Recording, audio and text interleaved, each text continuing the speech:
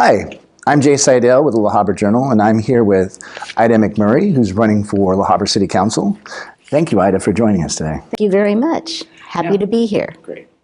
Now, first question I want to talk to you about, what made you want to run for City Council, and can you explain a little bit of your qualifications? I love being a public servant. I enjoy it very much. I'm very passionate. And being a school board member made me realize that I can see our city council working a lot closer with the 3 school districts that we have in our city, and also the businesses, because we're all in this together. And one of the things that I would like to do is use our California Apprenticeship Council to help us with the education of our students and with the getting them employed. Now, how does that work? The California Apprenticeship Council has programs starting in the middle school. And I would give you an example in San Diego. San Diego, they have a very vibrant wildlife fire program. So the middle schoolers are trained in fire safety and also PT. And if they want to continue that in high school, they do. And then after they graduate, then they have fire academies or businesses that will hire them. Now, how does that work here in La Habra? There are over 200 professions, and one of the most common profession happens to be the construction trades, and we have lots of construction going on in La Habra. So after high school, what you do is you find a business that would like to be part of the mentoring. And there are funds available for the business and for the applicant. So the apprentice is employed in a business, is getting paid, is getting on-the-job training, and also is providing more jobs in La Habra. Another example would be cosmetology, and barbering, where the apprentice gets training starting in high school, continuing after that, and you find a business. We have lots of shops here in La Habra that would like to be a mentor, and they will hire these apprentices, and they, again, get on-the-job training and also get paid for that. So I see this as being very, very positive for our city. Oh yeah, that sounds like a really great program. And the other question was, what qualifications do you? Okay, well, I am currently a school board member. I take my job very seriously because the members of the community elected me to do the job. And what does that entail? Well, as a governing board member, you are given lots of material to read. There are times when we have 400 pages of budgets and other information that we need, and I will guarantee you I read everything. We get our meetings are on Thursday. We get the information on Monday. By our Thursday meeting, I have read everything. And I do ask a lot of questions, mainly because I'm looking for understanding, and we are responsible for the budget. We know we're using taxpayer money, and I want the residents to know that any of our expenditures are expenditures that are necessary to ensure the education of our students. So I love doing it. I can do it. I love doing it now, and I feel I would be an asset on the city council. Great, good answer. Now, running for city council, one of the things, looking at the city as a whole, where do you see La Habra now, and kind of where do you see it going? Okay, right now, first, I am happy that there is a lot of renovation happening in La Habra. For a long time, we had many empty commercial buildings, and it was stagnant. It was stagnant in La Habra. It was stagnant in other cities. Where I would like to see La Habra is we are a small city. But just because you're a small city doesn't mean you can't be a destination city. And I would like to see La Habra become and be more of a destination city. And the jewel that we have is our La Habra Children's Museum. You don't see that very often. When it first opened, I remember that because my kids were small. And it was a big thing. The only other children's museum we had was in Los Angeles. So it was wonderful. And currently, right now, with the Children's Museum, we do have our local schools in La Habra, kindergarten and first graders that come. It is a field trip. But I want us, the city, to expand it to all the neighboring cities so that every school in Whittier, every school in Fullerton, every school in Rowland Heights, they have a mandatory, they will buy into that this is where they want their students to have a field trip and it is worth funding for. And plus, when the students come here, you know, they're going to have a wonderful time.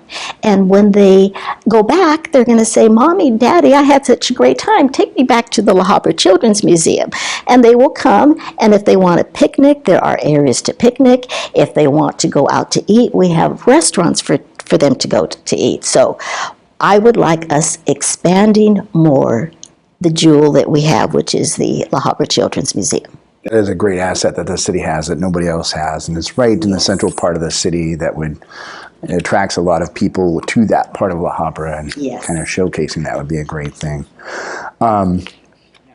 Now, one of the things with most cities, one of the concerns and one of the important measures is public safety. With La Habra, there's been a couple burglaries recently with Central Drugs, and there's been a slight uptick in some property theft. If you're elected, how would you go to address the residents and let them know, work with police and let the residents know that La Habra is a safe city? First off, the job of our police department is to make sure that all the residents live in a safe area. And I think our police department is doing a very good job. Concerning the burglaries that happened in Central Drugs, first off, our police department was there within a few minutes, and that is good. They worked to apprehend the burglars, and with the help of other police departments, it was able to be done. And yes, there was another burglary. Police departments can work with businesses in how to prevent more burglaries. From what I understand, the reason for the burglaries were the prescription opiates that the pharmacies have. And it's not just Central Drugs, it's other drugs. And it seems to be a national problem. But here on the local level, we can help prevent that with our police department working with businesses. It might be that when you lock up the shop, you lock up all these opiates that a lot of these burglars want because they're going to sell them on the black market to prevent that. But I feel very confident of what's happening. As far as property theft, residential or businesses, first residential, maybe we need to bring back our neighborhood watch program, which is just have a community event where the police will speak on safety. What can you do in your house to make it safe to try and prevent a burglary? And they have some very good ideas for that to happen. As far as businesses, you're right next door to another business. Keep your eyes open. If you see something suspicious, let the owner know, call the police. So overall, we do need to work together and also get educated on this. So everybody kind of pull together and work together as a community. This is bringing the community together. That's good. And you touched on this too. La Habra, we've seen a lot of growth as far as with housing developments, with Cerveto up on Whittier Boulevard and the apartments that are going in on Beach Boulevard. So there's a lot of residential areas that are coming in. But yet, when you drive around, sometimes you'll see a lot of vacant commercial property. And I know the City Council has some limitations on what they can do, but what would you do, or what's your thoughts if elected to help entice businesses and spur economic development in La Habra? There are shopping center conventions, and this is where the council and city personnel can take an active part. When I say take an active part, not just go to the convention, but have a booth there. Have a booth selling La Habra. Have a booth talking about our school system, the businesses that are there, and of course, the jewel, our children's museum. And so they get a picture of what La Habra is like and try and entice them to come and open their business. So I just feel that we need to do more marketing. And yes, we do need to work with the owners. Now, one of the things that I learned about ownership in La Habra with our bond that we are spending from 2012 is that when you look at property ownership, a lot of these properties are owned by venture capitalists or LLCs in New York or overseas, so it's difficult to get in touch with them, but it is a slow process, and I see good things happening. Excuse me. Yeah, that's one of the things that it actually ties into what you were saying as far as making La Habra a destination city. So the idea of going to those conventions and letting them know that La Habra is a spot to come, and more businesses will tie into more reasons to make it a destination. So that's Yes. really good.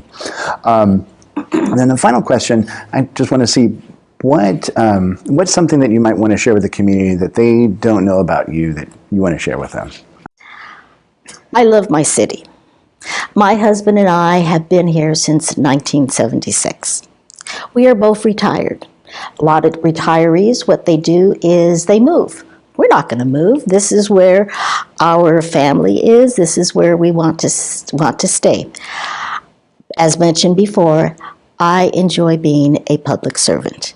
I enjoy getting out to the community and meeting our parents and meeting our business owners, because in a school district, there are lots of connections. You have the connections through the universities where you have the professors come down here and train the parents.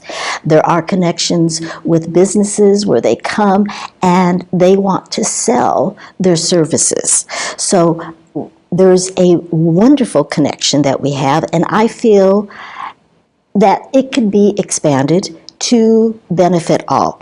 And as mentioned before, I would like to, if elected, I really would like to be there in instilling and doing the apprenticeship council. And one other thing that I didn't mention is our federal lunch program.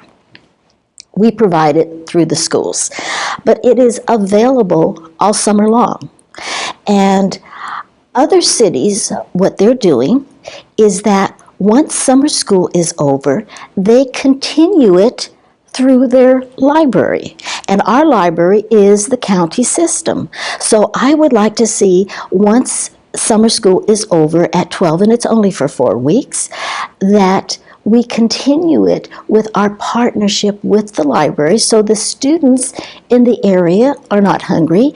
They can come to the library, they can eat, and the library is willing to have story time for the younger students, and for the older students, there'll be time to work on the computer, and if they want, they can be tutoring other students. So no child is going hungry, and we continue our education all summer long until school starts. Library is a great resource that's often overlooked or taken for granted, and we kind of forget that. But that's an interesting plan, and sounds like it's beneficial for the students. Yes. That's all we have time for. Thank you, Ida, for sitting down with us and talking to us and letting people know about who you are, and good luck on the election in November. Thank you very much. It's been a pleasure. Thank you.